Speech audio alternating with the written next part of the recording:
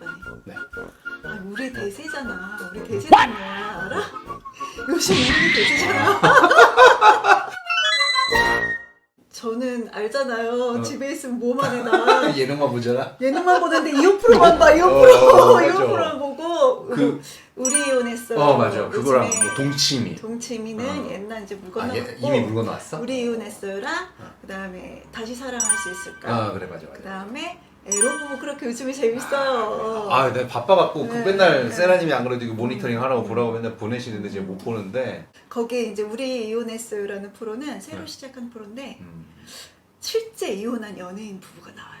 그래 그거 봤어요. 네, 그 네. 이영아 씨하고 누구였지? 선우은숙. 선우은숙 씨. 선우은숙 씨하고 이제 두 부부가 나오고 또 되게 유명한 유튜버 부부 있어요. 먹방 유튜버 부부 있는데 깻잎하고 고기라는 그 닉네임이에요. 모르겠어요. 누군지 알죠. 네, 되게 유명한 유튜버인데 그 유튜버 부부가 젊은 부부.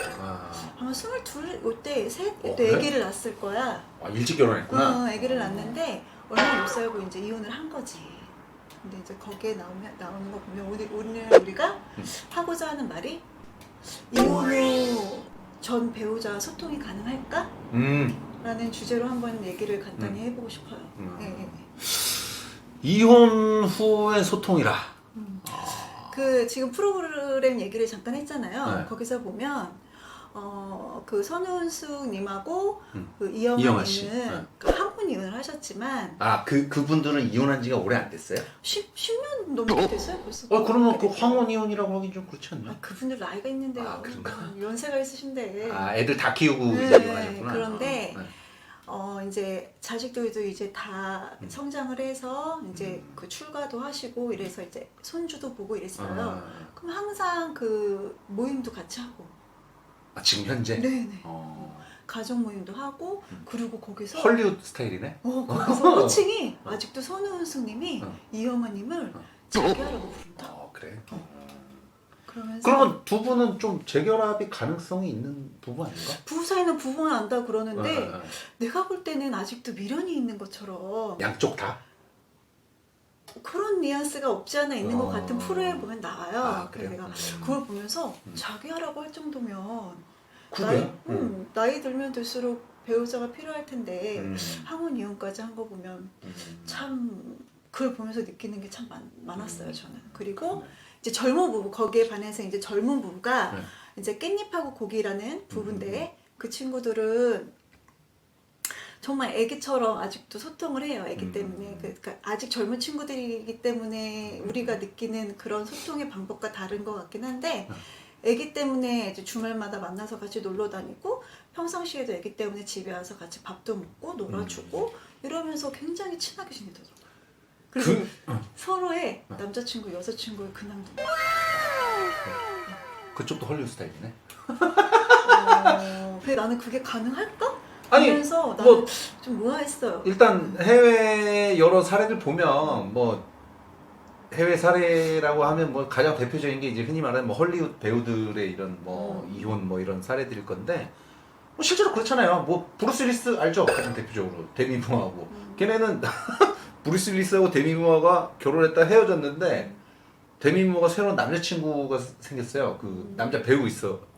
커시튼 애청가 아무튼 누구 있는데 셋이서 낚시도 가. 그게 가능하냐는 그 되게 이제 한국 사람들 기준에서는 조금 좀 놀라운 사건인지라 이제 그게 이제 이슈가 되게 됐고 했던 그런 적이 있는데 이혼 후의 소통. 근데 생각해보면 가능할 것도 같은데 나도 이혼하고 나서는 아이 아빠한테 애들 어리니까 어린이날이나 애들 생일에는 애들 좀 챙겨줬으면 좋겠다 맞아. 그런 생각을 항상 갖고 있었는데 전화번호 바꿔버리더라. 전화번호 바꿔버리더라. 나 너무 웃겼다. 전화번호 바꿔버리는 거야. 연락이 안 됐어? 한동안? 연락이 안 되다가 갑자기 나타나갖고 재결합을 시도하려고 했을 때 내가 너무 황당해가지고 전화번호를 알려주더라고. 그 최근에 무슨 일 때문에 전화를 했더니 나한테 뭐라는 줄 알아? 누구세요?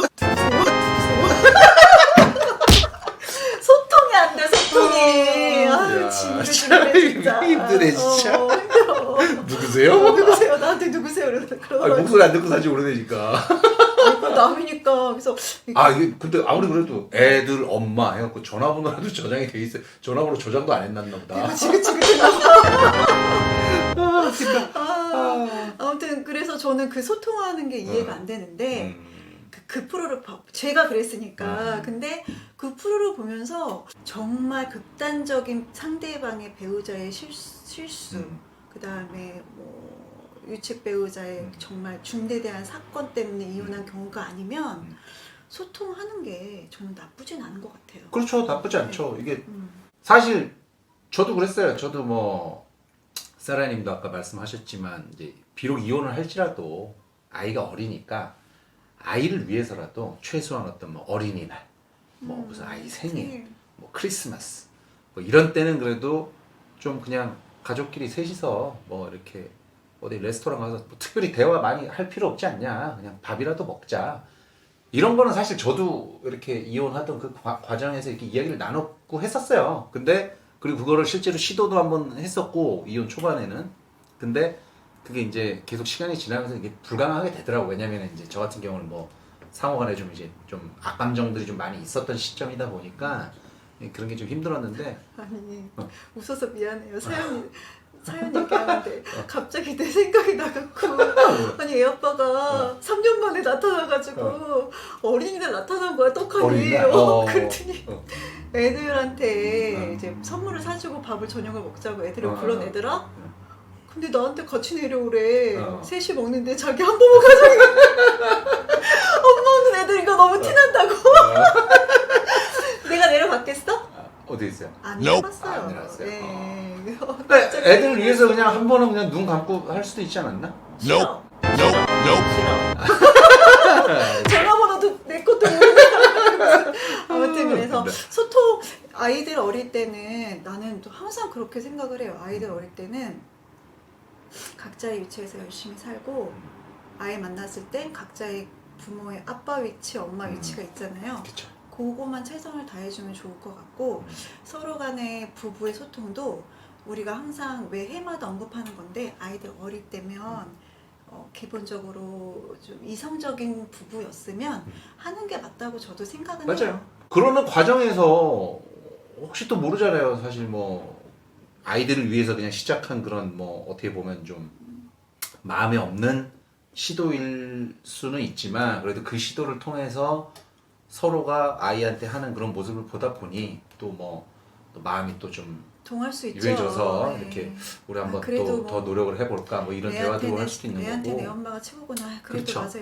애한테 내 아빠가 최고구나 이러면서 많이들 또 노력을 하는 부분들이 생길 수도 있죠. 생길 그러니까 수도 우리가 있는데 뭐 며칠 전에 방송에서도 재결합을 저희는 사실 뭐 시도도 해봤었고 실패를 했다 보니까 권하지 않는 입장이긴 하지만 저는 그래요. 제가 권하지는 않는데 그래도 이런 상황이 됐을 때 아이들이 있다고 한다면 한번 그런 이혼 이후의 소통에도 좀 노력을 하셔가지고 그래도 재결합까지도 한번 좀 마음을 터놓고 의논해 볼 수 있는 정도는 노력을 해보는 것도 나쁘지 않다는 생각이 해요. 해봤잖아요. 두세 번 그건 안 해봤는데 돼. 안 되는 거 어떻게 해요?